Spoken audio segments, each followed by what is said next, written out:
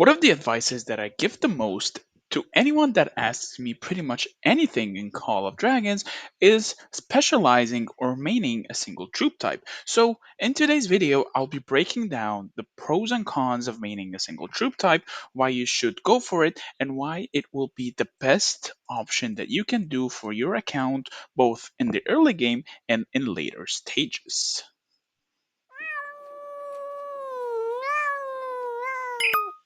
What is up guys, Meower here back with a brand new Call of Dragons video.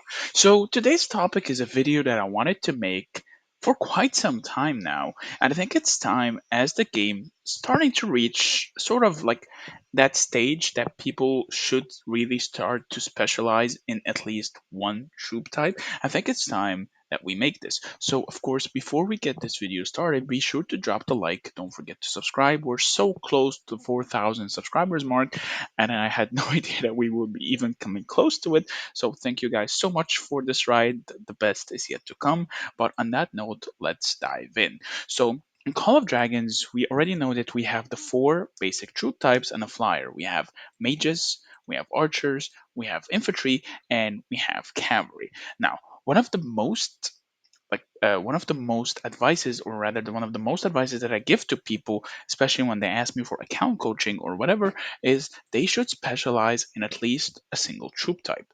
Now here's why.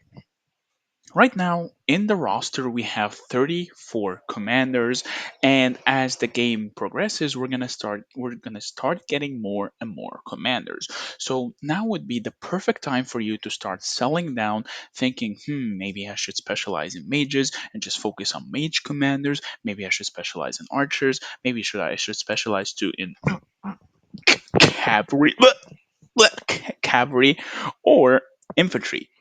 Well, the whole point of this video is to help you decide, because well, once you start specializing you gain a few things. One, your mindset changes and you start tunnel visioning on that troop that you main, suddenly making the game so much cheaper for you.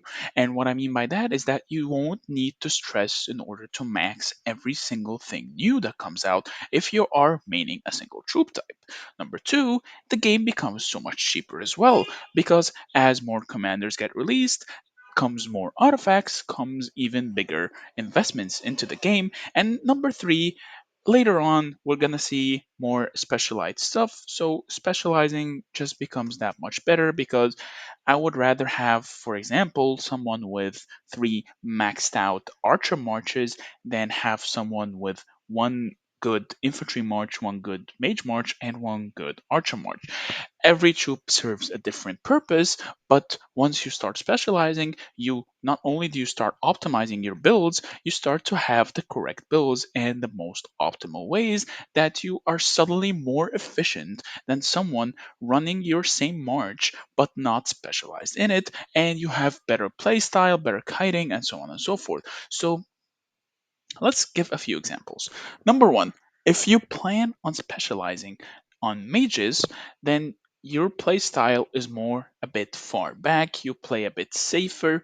You don't want to invest as much money in Call of Dragons because mages tend to be a bit cheaper. The barrier entry to mages is pretty cheap. Lilia costs 187 bucks in order to fully max out and awaken.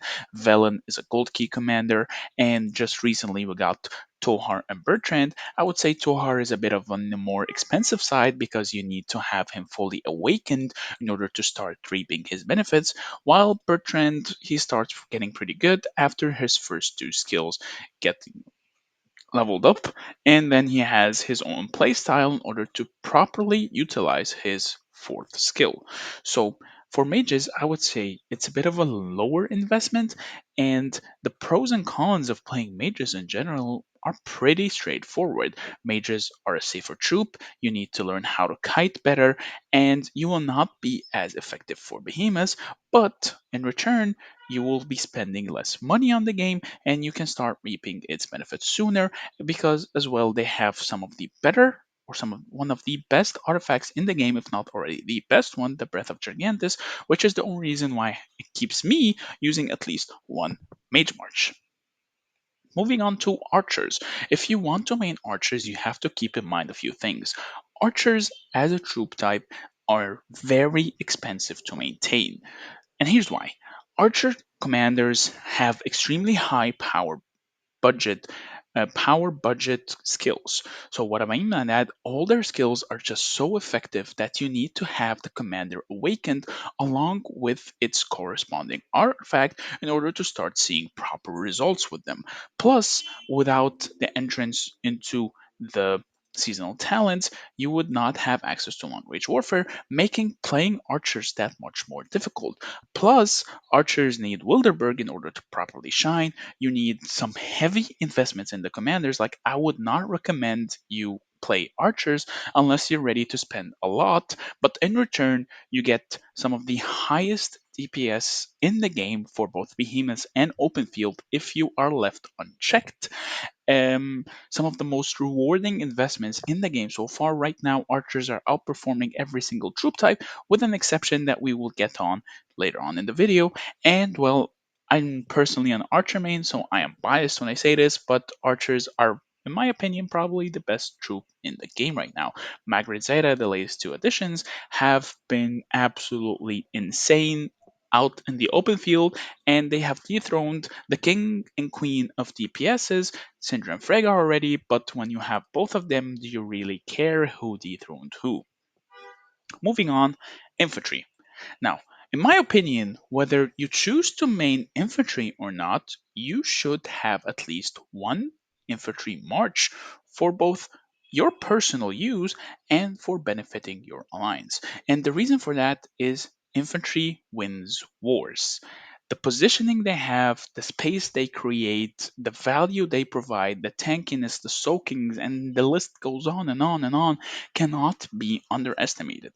And the beauty of infantry is that you don't need to main infantry in order to have an effective infantry march. We already have the likes of Madeline and Garwood, which are both extremely low investment, and you already start seeing insane results with them all very quickly, such as, just needing their rage skill leveled up and you can work on the rest passively, because infantry as a troop is already insanely tanky from the passive it provides, whether if it's from launching counterattacks in order to receive ranged damage reduction, or just gaining more and more defense as you lose HP. So, in my opinion, infantry is probably the biggest exception when it comes to tunnel visioning on a single troop type, that you should probably have at least one super solid infantry march, level it up, get its artifacts, and just ignore infantry till if the next ones are even better or not, it's debatable because, well, infantry serves mainly a few purposes.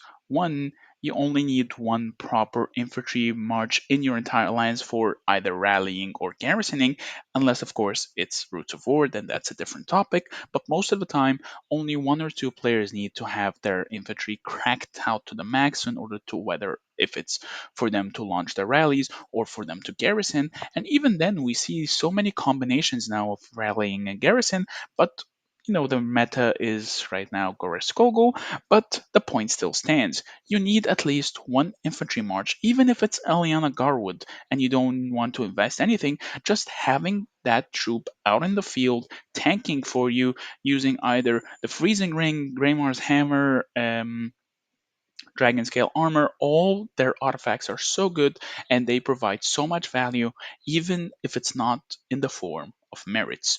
So, rule of thumb, have at least one infantry march no matter what troop type you end up deciding.